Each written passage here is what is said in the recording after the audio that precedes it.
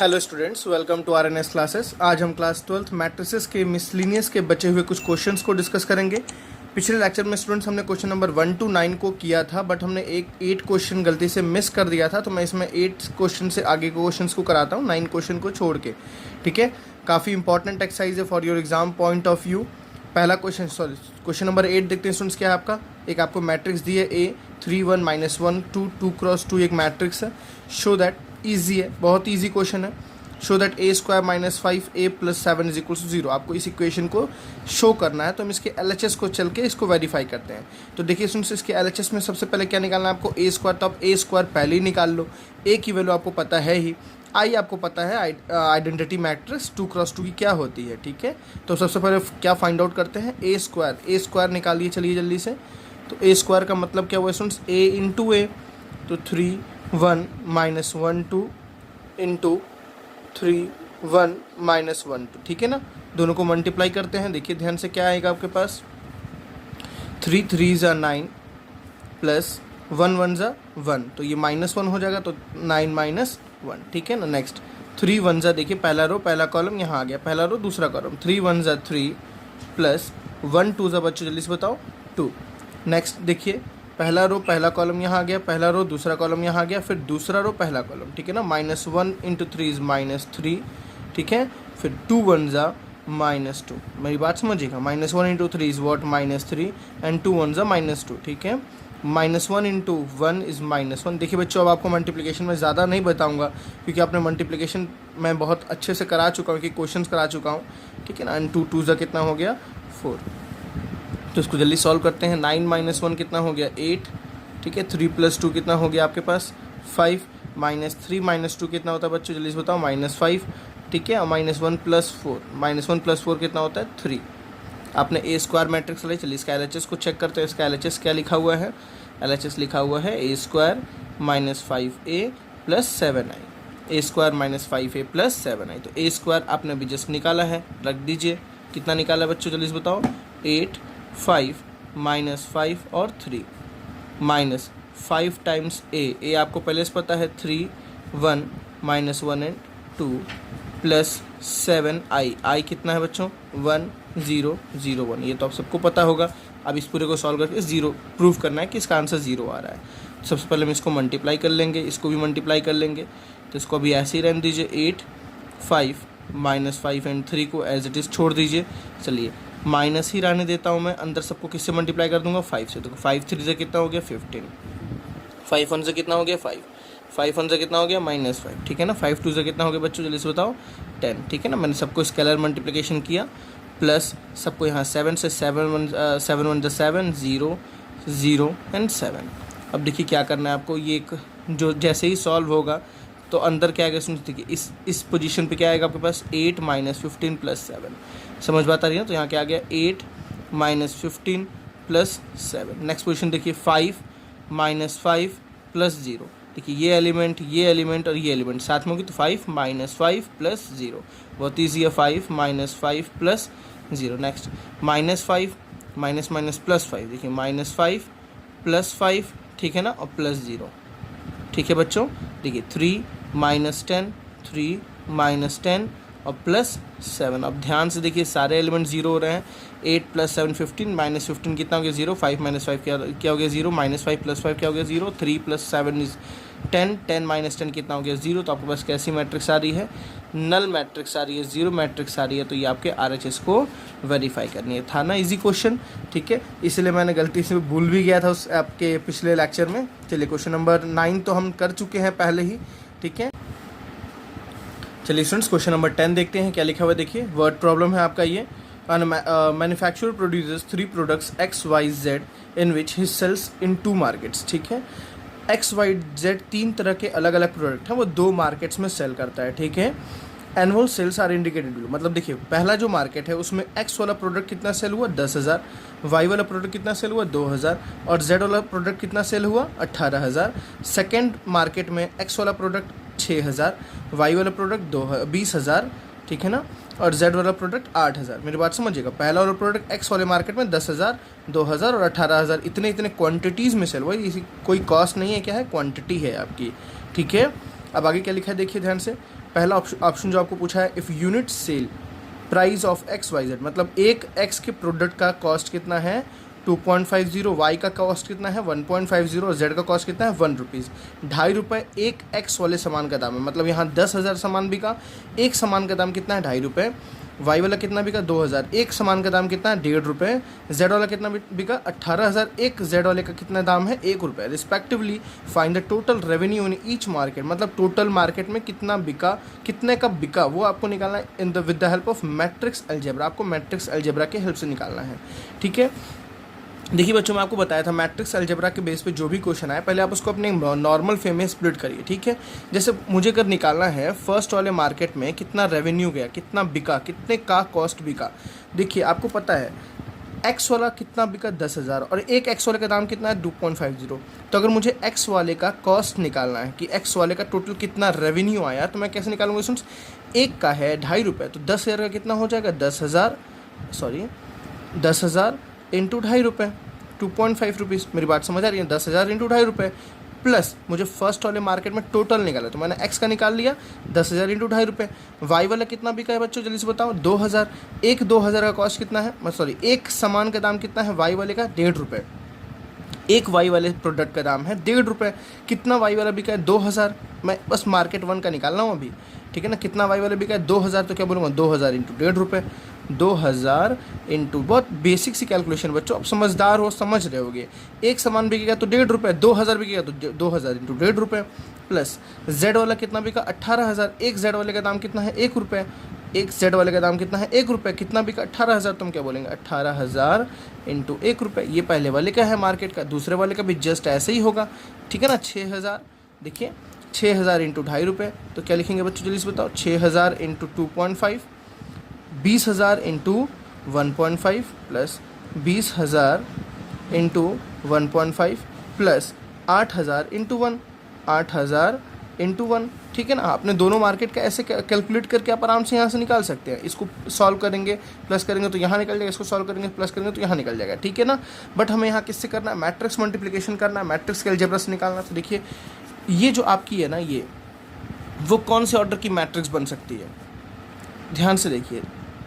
2x3 कैसे बनेगी 10,000, ठीक है, 2,000 और 18,000, समझ आ रही बच्चों ना। ये देखिए कितना है 6,000, ये कितना है 20,000 और ये कितना है 8,000। अब बच्चे यहाँ जाके फंसते हैं कि इसको कैसे लिखें, ठीक है। आप देखो स्टूडेंट्स ध्यान से देखो, 10,000 2.5 से मल्टीप्लाई हुआ, 10,000 1.5 से मल्टीप्लाई हुआ, 10,000 1 से भी मल्टीप्लाई हुआ, सेम वही चीज़ 2.5 से, वही चीज़ 1.5 से, वही चीज़ 1 से मल्टीप्लाई हुआ, ठीक। तो यहाँ जो आपका कॉस्ट दिया वो 3 है, ठीक है ना, 2.5 1.5 और 1 है। अगर इसको स्टूडेंट्स आप ऐसे ऑर्डर में लिखते हैं, अगर आप एक कॉलम में लिखते हैं तो क्या, सॉरी एक रो में लिखते हैं, क्या लिखेंगे 2.5 1.5 और 1। तो ये देखिए किस ऑर्डर की बनी है, ये 1x3 की बनी, समझिए ये किस ऑर्डर की बनी 1x3 की, और ये किस ऑर्डर की ऑलरेडी है 2x3 की। तो स्टूडेंट्स क्या आप देखिए 2x3 और 1x3, क्या इसका मल्टीप्लिकेशन करना पॉसिबल है, नहीं है, बिल्कुल भी नहीं है। अगर 2x3 है तो यहाँ 3x समथिंग हो तो मेरा काम चल जाएगा। मतलब अगर मैं इसको ऐसे लिख दूँ, अपने कॉस्ट को ऐसे लिख दूँ 2.50 1.50 और 1, देखिए अब मल्टीप्लिकेशन पॉसिबल क्यों है। इसका ऑर्डर देखिए क्या हो गया 2x3, इसका ऑर्डर देखिए क्या हो गया 3x1, सॉरी 3x1। देखिए सुन, जितने यहाँ कॉलम उतने यहाँ रो, मल्टीप्लिकेशन पॉसिबल है। और जो रिजल्ट आएगा देखिए वो क्या आएगा 2x1 का रिजल्ट आएगा। मतलब देखिए जो मैंने निकाला है 2x1, ठीक है, आपका वो रिजल्ट आएगा। तो आप आसानी से भी इसको सॉल्व कर सकते हैं। देखिए कैसे, दिस इंटू दिस, ठीक है ना। तो 10,000 into 2.5 plus this into this, हम पहले पूरे फर्स्ट मार्केट का टोटल रेवेन्यू निकाल रहे हैं, फर्स्ट मार्केट का। देखिए पूरे फर्स्ट मार्केट का कॉस्ट, मतलब फर्स्ट मार्केट का क्वांटिटी, फर्स्ट मार्केट का कॉस्ट, सबको मल्टीप्लाई करके प्लस, जैसे हमने इसको किया है वैसे यहाँ भी आएगा नॉर्मल मल्टीप्लिकेशन लगा के, ठीक है ना। देखिए this into this plus this into this, तो 2,000 इंटू 1.5 प्लस 18,000 इंटू 1, 18,000 इंटू 1। देखिए ये सब प्लस होगा स्टूडेंट्स, तो एक ही ना आपका टर्म है ये this into this plus this into this plus this, एक ही टर्म है ये आपका। समझ बात आ रही है ना? वैसे ही हम इसको भी पूरा सॉल्व करेंगे तो 6000 इंटू 2.5, 6000 इंटू 2.5, ठीक है ना, 20,000 इंटू 1.5, 20,000 इंटू 1.5, ठीक है बच्चों, और 8,000 इंटू 1 प्लस 8,000 इंटू 1। देखिए बहुत ही आसानी से आपके पास सामने निकल के आएगा, ठीक है ना। इसका जो आंसर आएगा कुछ ऐसा आपको एक सिंपल सा मिलेगा, 2x1 ऑर्डर का मिलेगा। किस ऑर्डर का मिलेगा? 2x1। देखिए ये भी किस ऑर्डर का है? 2x1, ठीक है ना। तो हमारे पास क्या आ गया? इन सबको जैसे हम सॉल्व करेंगे बच्चों तो हमारा जो रिजल्ट आएगा वो कितना आएगा? 46,000। और इसका रिजल्ट कितना आएगा जल्दी से बताइए सोच के? 53,000, ठीक है ना। तो देखिए हमारे पहले वाले की टोटल रेवेन्यू निकल गई और सेकंड वाले की रेवेन्यू निकल गई। हमें अलग अलग ही दोनों को निकालनी थी। हमें क्वेश्चन में क्या पूछा था? देखिए, with the help of a matrix diagram, if the unit price of this and this is what, find the total revenue in each market. हर अलग अलग मार्केट में, तो पहले मार्केट में टोटल रेवेन्यू कितना आया? 46,000। दूसरे मार्केट में टोटल रेवेन्यू कितना आया? 53,000। बहुत ही सिंपल था, आपको बस यहाँ ज़्यादा फोकस करना है स्टूडेंट्स। यहाँ के बाद आपको ज़्यादा दिक्कत नहीं है, अलजेब्रा लगाना है आपको, नॉर्मल तरीके से आपका रिजल्ट आ जाएगा। चलिए इसका सेकेंड ऑप्शन देखते हैं, क्या लिखा हुआ है सेकेंड ऑप्शन। चलिए स्टूडेंट्स अपना सेकेंड पार्ट देखते हैं क्या है। If the unit cost of the above 3 commodities are 2 rupees, 1 rupees and 50 paisa respectively, find the gross profit. देखिए आपने जो पिछला निकाला स्टूडेंट्स ना, पिछला क्या था? जैसे फर्स्ट का आपने टोटल निकाला वो क्या था, और सेकंड का आपने टोटल निकाला वो क्या था? फर्स्ट का आपने निकाला 46,000 और सेकंड का आपने क्या निकाला है? 53,000। देखिए सुनिए, टोटल क्या थी? सेलिंग प्राइस थी, ये बेचने, टोटल आपने जितने का बेचा वो था। अब आपको निकालना है जितने का उसका कॉस्ट है। देखिए यूनिट कॉस्ट ऑफ द, मतलब कितना कितना उसका कॉस्ट है, ये दिया हुआ है। आपको प्रॉफिट निकालना, तो आपको प्रॉफिट निकालना पता है, प्रॉफिट इक्वल्स टू क्या होता है? Selling price minus cost price. जितने का बेचा उसमें से अपने जितने का खरीदा उसको माइनस कर दो, समझिएगा, जितना बेचा माइनस जितने का खरीदा, तो जो बचेगा स्टूडेंट्स वो क्या होगा? आपका प्रॉफिट। तो सिंपल से आपको क्या करना है, यहाँ पे आपको तीनों का ही, फर्स्ट मार्केट में, सेकंड मार्केट में आपको कॉस्ट प्राइस निकालना है। फिर आपके पास सेलिंग प्राइस पड़ा हुआ है, सेलिंग प्राइस में से कॉस्ट प्राइस क्या कर देना है? माइनस कर देना है, ठीक है ना। तो आपको जो डाटा दिया हुआ था स्टूडेंट्स, फर्स्ट मार्केट का, सेकंड मार्केट का, वो आपको एज इट इज़ डाटा लेना है। एक्स प्रोडक्ट का कितना बिका, वाई प्रोडक्ट कितना बिका और जेड प्रोडक्ट कितना बिका। तो आपने देखा, पहले मैं पीछे से लिख देता हूँ जल्दी से। फर्स्ट मार्केट का देखिए कितना बिका हुआ है, तो देखिए जो हमारा डाटा यहाँ दिया हुआ था वही डाटा को हम वहाँ भी रिप्लेस, बिकॉज हमने यहीं से सेलिंग प्राइस निकाला था, तो कॉस्ट प्राइस भी तो यहीं से निकलेगा ना। जितना हमने बेचा उतना ही तो हम खरीदे भी होंगे, ठीक है। तो यही डाटा को हम पीछे लिखते हैं स्टूडेंट्स, ठीक है। तो फर्स्ट मार्केट में देखिए एक्स वाला कितना बिका हमारे पास? 10,000। वाई वाला कितना हमारे पास बिका? 2,000, ठीक है, आपकी बुक से ही मैं लिख रहा हूँ। और जेड वाला कितना बिका? 18,000, ठीक। सेकेंड मार्केट में एक्स वाला कितना बिका? 6,000 और वाई वाला कितना बिका? 20,000, ठीक है। और जेड वाला कितना सेल हुआ? 8,000, ठीक है। चलिए आपको देखिए अब नया क्या दिया हुआ है? कॉस्ट प्राइस दी हुई है। वहाँ आपको याद कीजिए सबकी सेलिंग प्राइस दी हुई थी, यहाँ आपको तीनों की कॉस्ट प्राइस दी हुई है। तो हम यहाँ भी कॉस्ट प्राइस का एक लेंगे, कॉस्ट प्राइस का ऐसा एक कुछ लेंगे। जैसे हमने स्टूडेंट्स वहाँ मल्टीप्लिकेशन किया था, वहाँ जैसे सब कुछ निकाला था, यहाँ भी वैसे निकालेंगे ना। बात समझ रहे? तो मेरा कॉस्ट प्राइस है ये, कॉस्ट प्राइस सब सामान का। जैसे एक्स वाले का पर एक सामान का, एक्स वाले का कितना दाम है? 2 रुपये, तो मैं बस इसको 2 रुपीज़ लिख रहा हूँ। वाई वाले एक सामान का दाम कितना है देखिए जल्दी से? 1 रुपये। और जेड वाले एक सामान का दाम कितना? 50 पैसे। तो 50 पैसे को मैं क्या लिख दे रहा हूँ? 1/2 लिख दे रहा हूँ, आपके लिए ज़्यादा इजी रहेगा। फिर मुझे यहाँ से कॉस्ट प्राइस निकालनी है, तो मल्टीप्लिकेशन आपको करना पड़ेगा। मल्टीप्लिकेशन का मैंने तरीका बताया। ये किस ऑर्डर में है? 2x3 ऑर्डर में है, तो 10,000, ठीक है ना। आप जैसे 2-3 क्वेश्चन करेंगे बच्चों, आपको समझ आ जाएगा सारी बातें कि कैसे करना है, क्या करना है, ठीक है। आपको इसका आइडिया मिल जाएगा। 20,000 और ये हो गया 8,000, ठीक है। इसको किससे मल्टीप्लाई करेंगे? अपने जो हमने कॉस्ट लिखा 2, 1, 1/2, ठीक है ना। हम मल्टीप्लाई करके जैसे निकालेंगे तो हमारा, आपको मैंने बताया अभी जस्ट, कैसा रिजल्ट बनेगा, ऐसा कुछ रिजल्ट बनेगा। देखिए 10,000 into 2, 10,000 into 2 plus 2,000 into 1, 2,000 into 1 plus 18,000 into half, 18,000 into 1/2। Similarly 6,000 into 2, 6,000 into 2, 20,000 into 1 plus 20,000 into 1 plus 8,000 into half, 8,000 into half, ठीक है ना। आपका ये टोटल कॉस्ट प्राइस आ रहा है, ये फर्स्ट मार्केट है स्टूडेंट्स, ये आपका सेकंड मार्केट है, ठीक है ना। तो फर्स्ट मार्केट और सेकंड मार्केट के ऊपर कॉस्ट प्राइस कितना आ गया, देखिए ये किस ऑर्डर में आप समझिएगा, ये 2 क्रॉस, देखिए और ये और कॉलम 1 ही है स्टूडेंट्स, ये सब 1 ऐड होगा तो एक ही एलिमेंट बनेगा, एक ही टर्म बनेगा, ये ऐड होगा तो एक ही टर्म बनेगा, तो ये 2 क्रॉस 1 ऑर्डर का है, ठीक है ना। तो आपका यहाँ से जो रिजल्ट आ रहा है वो कितना आ रहा है 31,000, आप कैलकुलेशंस कर लेना 31,000 एंड 36,000, ठीक है। हमारा मेन मोटो है आपको समझाना क्वेश्चन को, कैलकुलेशन आप खुद कर सकते हो, ठीक है। ये आपका फर्स्ट आ गया, ये आपका सेकंड आ गया। अब देखते हैं, चलिए हमें प्रॉफिट निकालना है, तो profit in market 1, profit in market 1, ठीक है ना। पहले मार्केट में प्रॉफिट, तो प्रॉफिट आपको पता है क्या होता है, selling price minus cost price.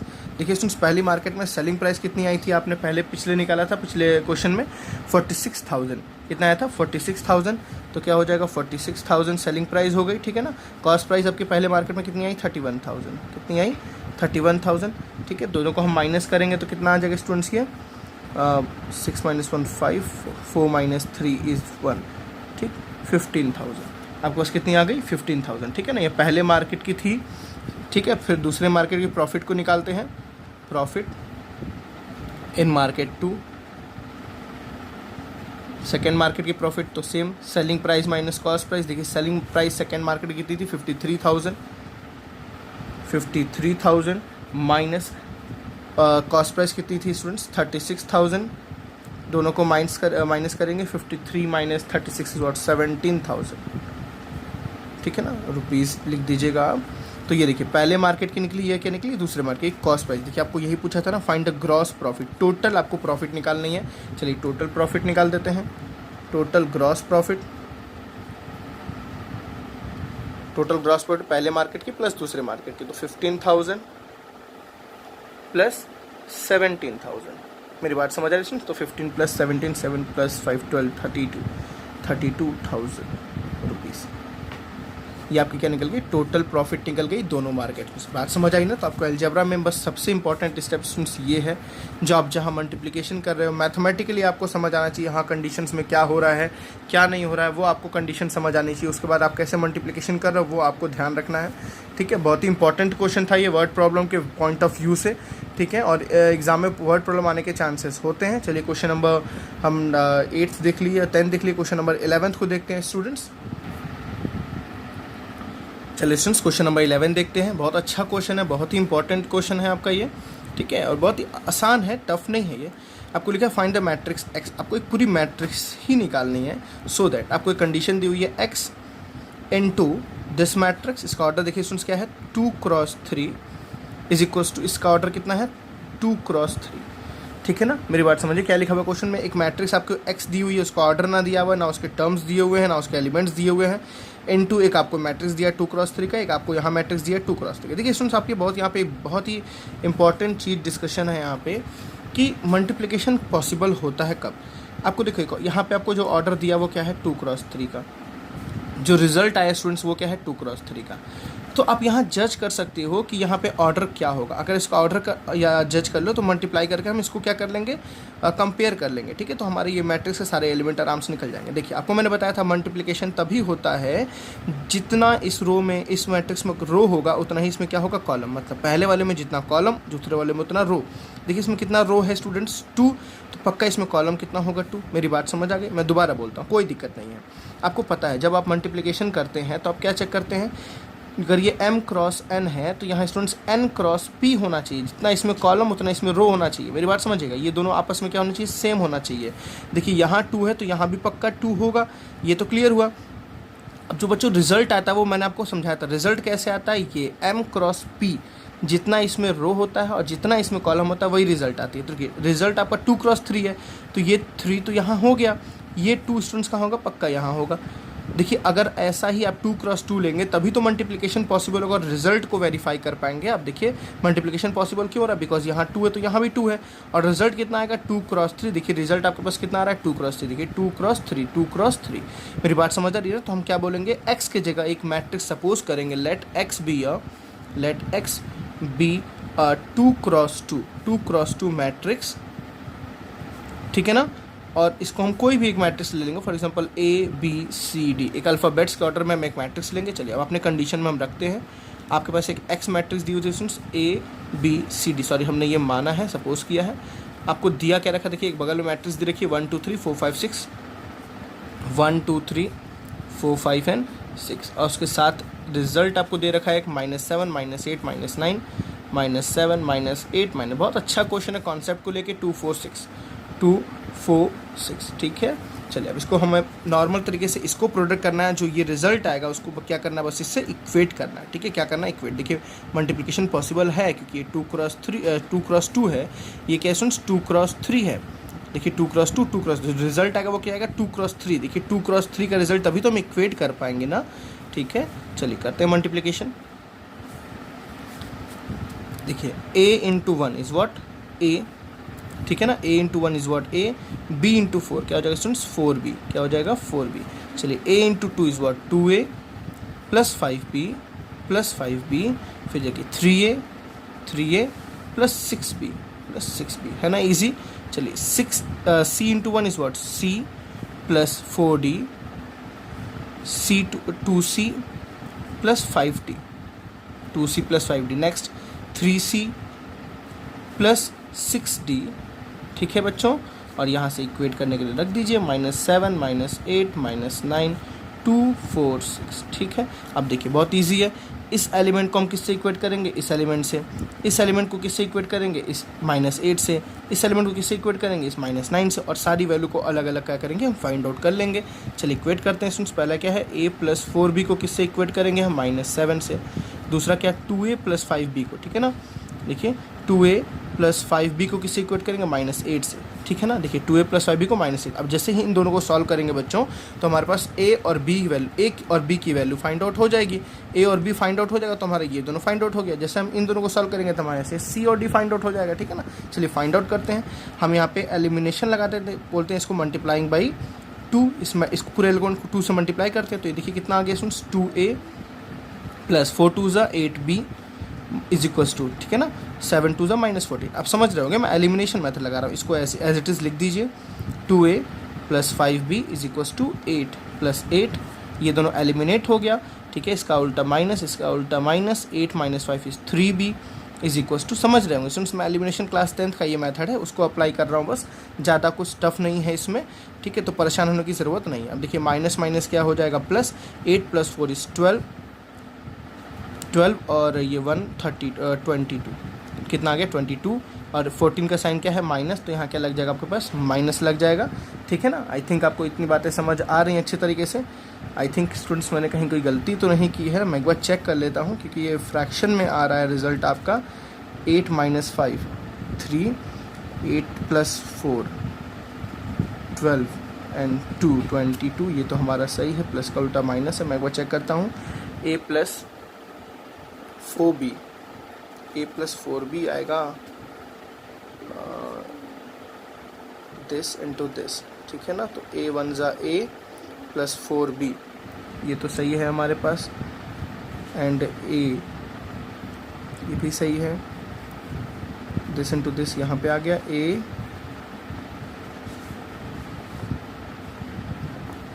2a plus 5b सही है, 3a प्लस 6b सही है, c प्लस 4d सही है, एंड 2c प्लस 5d सही है, 3c प्लस 6d सही है, -7 -8 -9 2 4 6 सही है, ठीक है।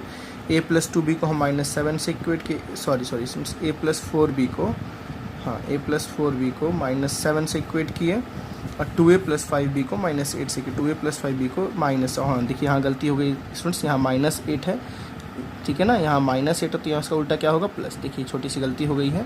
चलिए प्लस माइनस क्या होता है, देखिए यहाँ से, ठीक है ना, प्लस माइनस क्या होता है माइनस होता है, तो 14 में से आपका 8 जाएगा तो कितना बचेगा आपके स्टूडेंट 6 बचेगा, कितना बचेगा 6, 14 बड़ा उसकी साइन क्या है माइनस है, ठीक है ना, 14 बड़ा उसकी साइन क्या है माइनस, तो यहाँ से b की वैल्यू स्टूडेंट्स कितनी आ जाएगी -6/3, -6/3 कितना होता है 2, -2, ठीक है ना। तो b की वैल्यू स्टूडेंट्स कितनी आ गई आपके पास -2 आ गई, और जैसे ही b आया -2 तो हम यहाँ से क्या कैलकुलेट कर सकते हैं, अब a को कैलकुलेट कर सकते हैं, किसी भी इक्वेशन में रख दीजिए, इस इक्वेशन में पुट करते हैं from first equation first equation क्या लिखा हुआ है, A plus four B is equal to -7, A plus four B is equal to -7, तो A plus four into B की वैल्यू कितनी आई है -2 इज इक्वल टू -7, तो ए -8 इज इक्वल टू -7, तो ए इज इक्वल टू कितना देखिए -7 + 8, ठीक है ना, -7 + 8, तो ए की वैल्यू कितनी आ गई 1। सॉरी मैं थोड़ा सा एकदम अंदर छोटे छोटे वर्ड्स में लिख रहा हूँ, बट आपको समझ आ रहा होगा आई थिंक। देखिए ए निकल गया, बी निकल गया, इन दोनों को सॉल्व किया, ए और बी, इसको आपको सॉल्व करने की कोई ज़रूरत है क्या, कोई ज़रूरत नहीं है, कोई मतलब नहीं है। ऐसे आप इन दोनों को सॉल्व करेंगे क्या निकल जाएगा सी। चलिए इसको करके दिखाते हैं एक बार, सी + 4d इज इक्वल टू 2, ठीक है ना, हम लिख लेते हैं क्या है पहला equation, C + 4d is equal to 2, and दूसरा इक्वेशन क्या है बच्चों, देखिए ध्यान से, सी + 4d इज इक्वल टू 2, इस बार गलती नहीं करनी है, 2c + 5d is equal to 4, 2c + 5d is equal to 4, ठीक है, 1 minute, 2c + 5d is equal to 4, ठीक है ना। अब हमें इसको बस नॉर्मल तरीके से सॉल्व, फिर से एलिमिनेशन लगा सकते हैं, इसको 2 से मल्टीप्लाई करेंगे तो मल्टीप्लाई बाई 2, इस पूरे को 2 से मल्टीप्लाई करेंगे तो क्या आ जाएगा 2c + 4 2 सा देखिए 8d, आपको एलिमिनेशन आता होगा आई थिंक, 2 2 सा कितना आ जाएगा 4, यहाँ देखिए इसके नीचे लिख दिए 2c + 5d is equal to 4, ठीक है बच्चों। सॉल्व करते हैं, ये दोनों आपस में एलिमिनेट हो गया, प्लस का उल्टा माइनस, ये भी प्लस, ये भी प्लस, प्लस का उल्टा माइनस, देखिए ये भी दोनों एलिमिनेट हो जाएगा, कितना बचेगा students, plus minus minus, 3d is equal to 0, तो देखिए d is equal to value कितनी आ गई 0, और d की वैल्यू 0 आ गई, तो फ्रॉम सेकंड इसमें पुट कर दीजिए, फ्रॉम सेकंड इक्वेशन क्या लिखा हुआ है, c + 4d is equal to 2, d की वैल्यू 0 पुट कर दीजिए, ठीक है ना, तो c + 4 × 0 इज इक्वल टू 2, तो c की वैल्यू स्टूडेंट्स कितनी आ जाएगी आपके पास 2, ठीक है। तो हमने क्या देखा, जो आपके पास a की वैल्यू स्टूडेंट्स कितनी आई थी, a की वैल्यू हमने कितनी निकाली थी आई थिंक 1, b - 2, a की वैल्यू 1, b की वैल्यू -2, c की वैल्यू 2 और d की वैल्यू कितनी है 0। हमने याद कीजिए x को किससे लिखा था, ऐसे लिखा था ना, a b c d, ठीक है ना।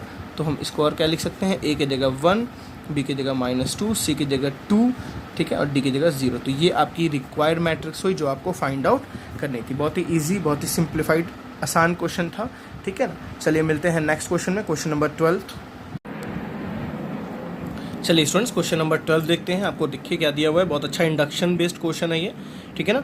If A and B are square matrices of the same order, A और बी दोनों स्क्वायर मैट्रिक्स है, दोनों का ऑर्डर क्या है सेम है, such that A B is equal to B. आपको क्या गिवन है लिख लीजिए, आपको गिवन क्या है students, A B is equal to B A, ये आपको गिवन है। Then prove by the induction that A B to power N is equal to B to power N A B to power N is equal to B to power N ए।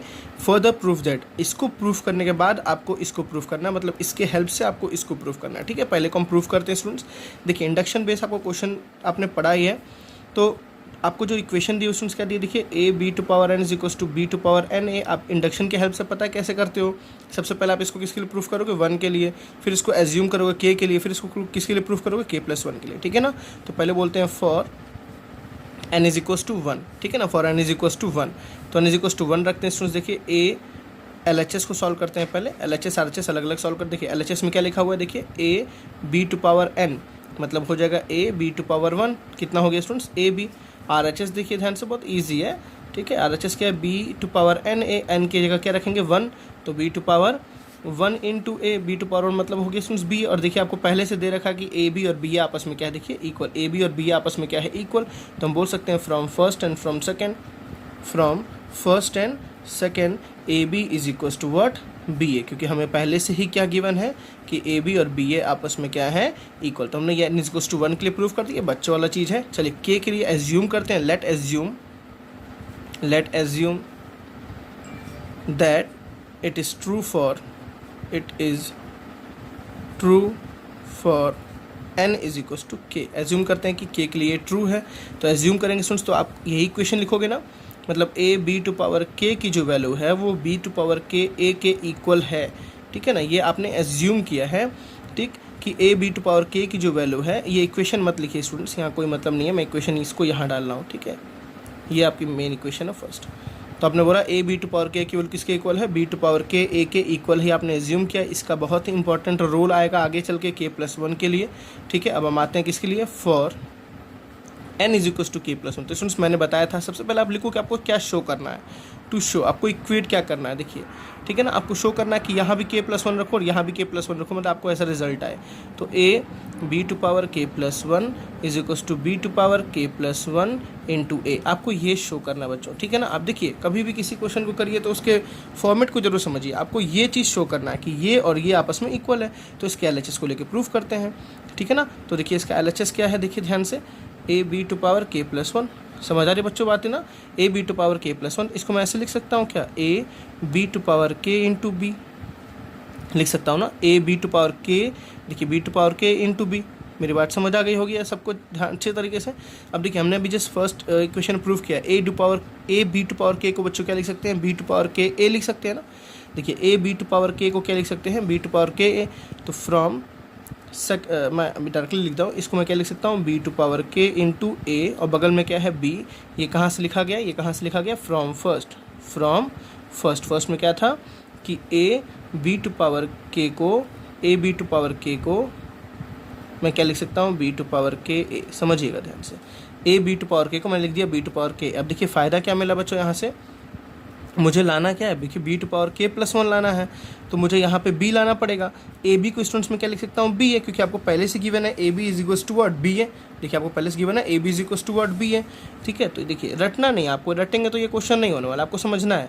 आपको समझना क्या, देखिए मुझे ये लाना है, मुझे ये लाने के स्टूडेंट्स देखिए क्या लाना है, इसको मैं थोड़ा सा स्प्लिट करूँ, क्या आएगा, बी टू पावर के इंटू बी इंटू ए आएगा ना। तो देखिए मेरे पास सारी चीज़ें तो आ गई हैं, बस यहाँ ए बी और यहाँ लाना क्या है, बी है, ठीक है। तो मैं ए बी को स्प्लिट करूँगा बी ए के फॉर्म में, तो मुझे पता है ए बी और बी आपस में इक्वल है, तो जहाँ ए बी है वहाँ मैं क्या लिख सकता हूँ, बी ए लिख सकता हूँ।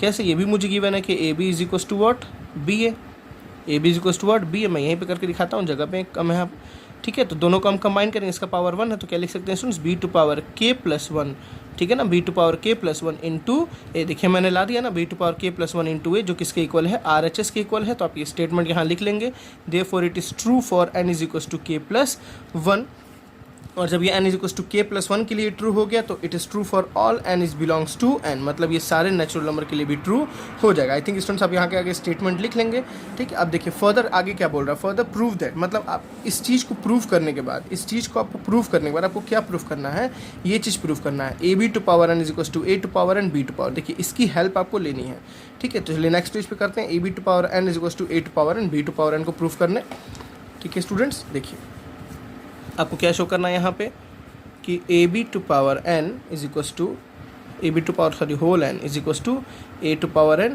बी टू पावर n, ठीक है ना, A B to power whole n is equals to A to power n। अब देखिए हमें पीछे क्या क्या गिवन था वो हम पहले लिख लेते हैं, उसकी हो सकता है ज़रूरत पड़े। सबसे पहले तो आपको ये गिवन था A B is equals to B A, याद आ रहा है ना, सबसे पहली चीज़ आपको क्या गिवन थी, A B is equals to B है, ठीक है। और अभी आपने जस्ट जो प्रूफ किया स्टूडेंट्स, देखिए आपने ये प्रूफ किया ना के प्लस वन वाला, आपने ये प्रूफ किया ना, ये भी प्रूफ किया और आपने ये भी, जब ये ट्रू है तो ये भी ट्रू होगा, जब ये ट्रू है तो ये भी ट्रू होगा, ठीक है।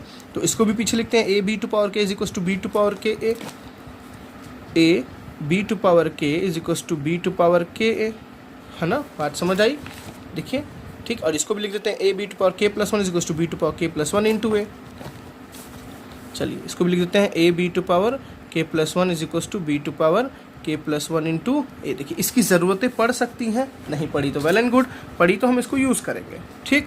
चलिए अब इसको भी students for N is equals to one करेंगे, फिर के लिए एज्यूम करेंगे, फिर के प्लस वन के लिए। तो पहले मैं लिखता हूँ for N is equals to what, one, और वन के लिए मैं पहले प्रूफ करता हूँ, तो बहुत ईजी है, मैं डायरेक्टली प्रूफ करता हूँ स्टूडेंट्स। एल एच एस देखिए क्या लिखा है, A B to power N, A B to power मतलब क्या हो जाएगा वन, और A B to power one का मतलब क्या हुआ ए बी।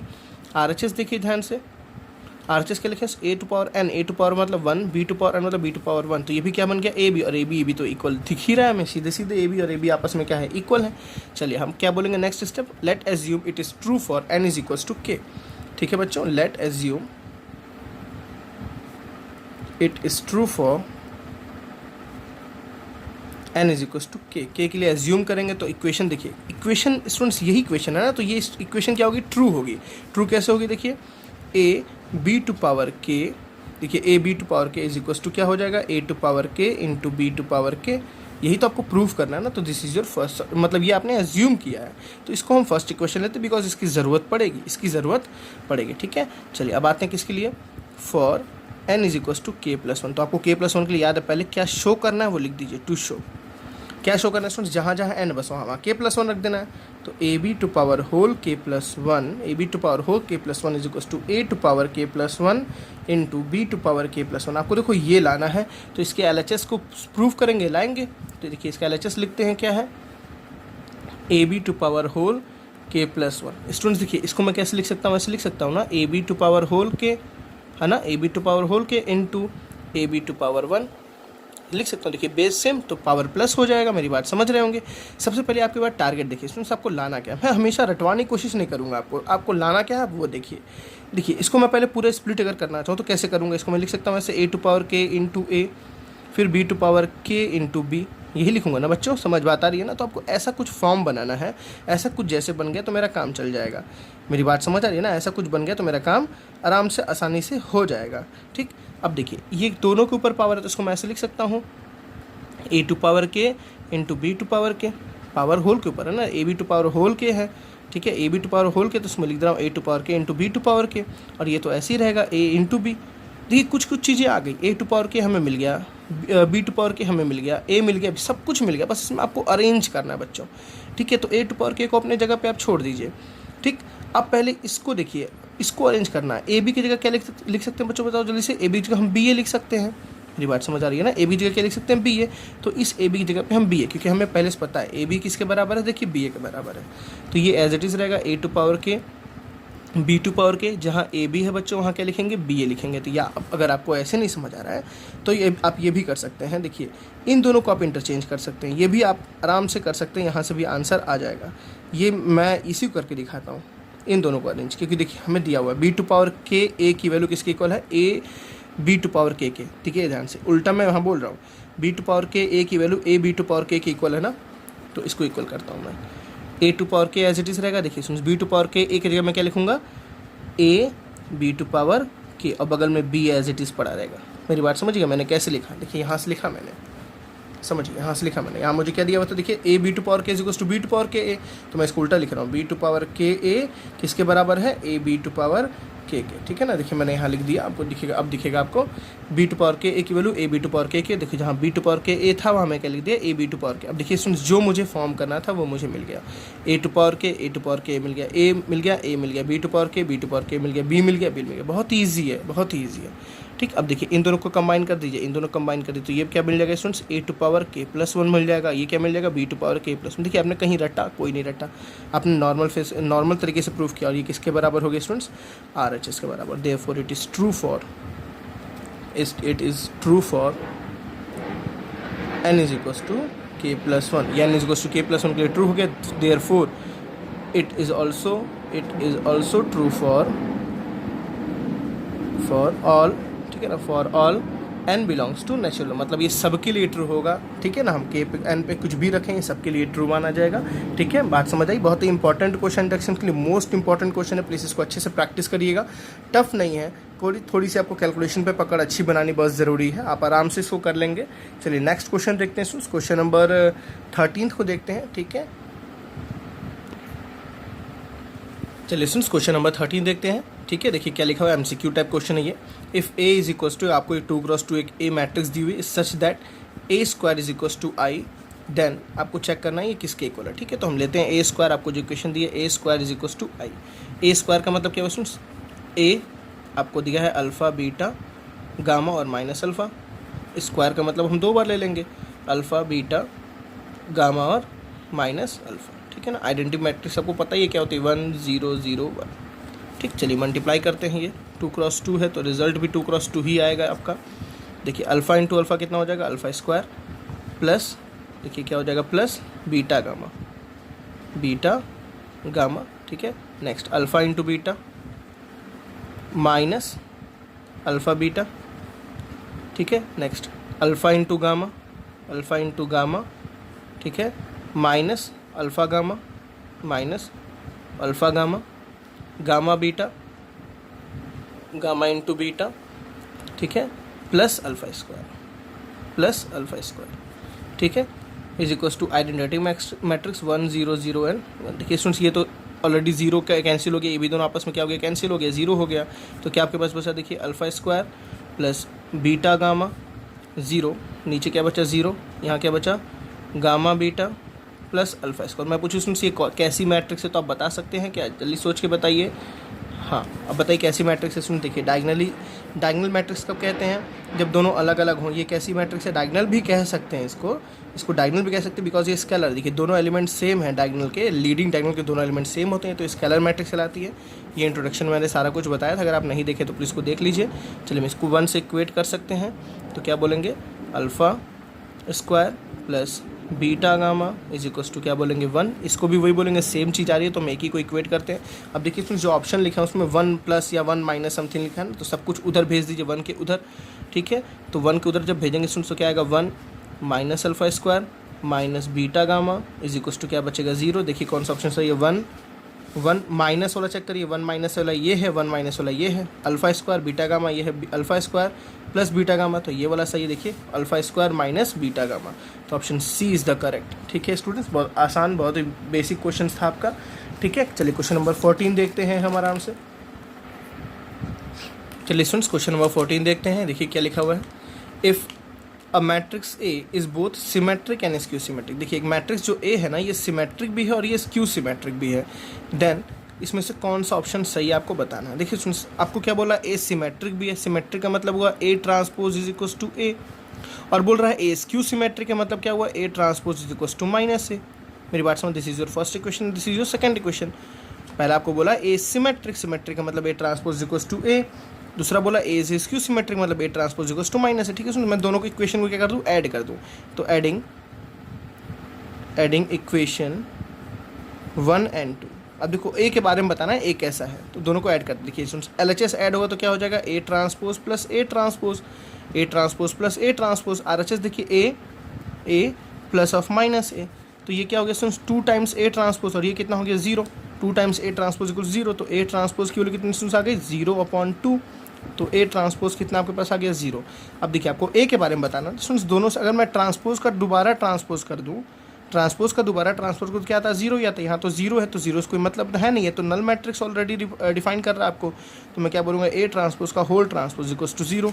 किसी का ट्रांसपोज का दोबारा ट्रांसपोज करके आता है ए, तो ए इज इक्वल्स टू क्या? 0। 0 मतलब क्या होता है? Null matrix.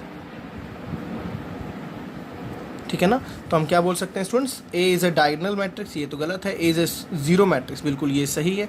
स्क्वायर मैट्रिक्स, ये भी गलत होगा। नन ऑफ दीज, ये भी गलत होगा। ठीक है ना, तो हम क्या बोलेंगे? A is a zero, A is a null matrix. ठीक है, चलिए हमने यहाँ पे स्टूडेंट्स मिसलेनियस के सारे क्वेश्चंस को किया। मोस्ट इंपॉर्टेंट आपका miscellaneous exam point of view से मैं बता दूँ तो आपके बोर्ड में स्टूडेंट्स मिसलेनियस का ज़्यादातर क्वेश्चंस पूछते हैं, तो किसी क्वेश्चन को लाइटली लेके इग्नोर ना करें। ठीक है, मैं कोशिश करूंगा कि इसके सारे एग्जांपल्स पे भी आपको एक वीडियो दूंगा। ठीक है, तो आपके मिसलेनियस खत्म हो गया और मिलते हैं नेक्स्ट लेक्चर में, जिसमें हम डिटर्मिनेंट की क्वेश्चंस को कर रहे थे। डिटर्मिनेंट की प्रॉपर्टी हमने देखी। ठीक है, तो आपको कहीं भी कोई क्वेश्चन में डाउट हो स्टूडेंट्स, तो आप प्लीज़ मुझसे क्लियर कर सकते हैं। व्हाट्सएप पे मुझे मैसेज करके पूछ सकते हैं, और इसकी DPP, इसका असाइनमेंट मैं आपको व्हाट्सएप पे मैसेज कर दूँगा। Okay, thank you, bye bye.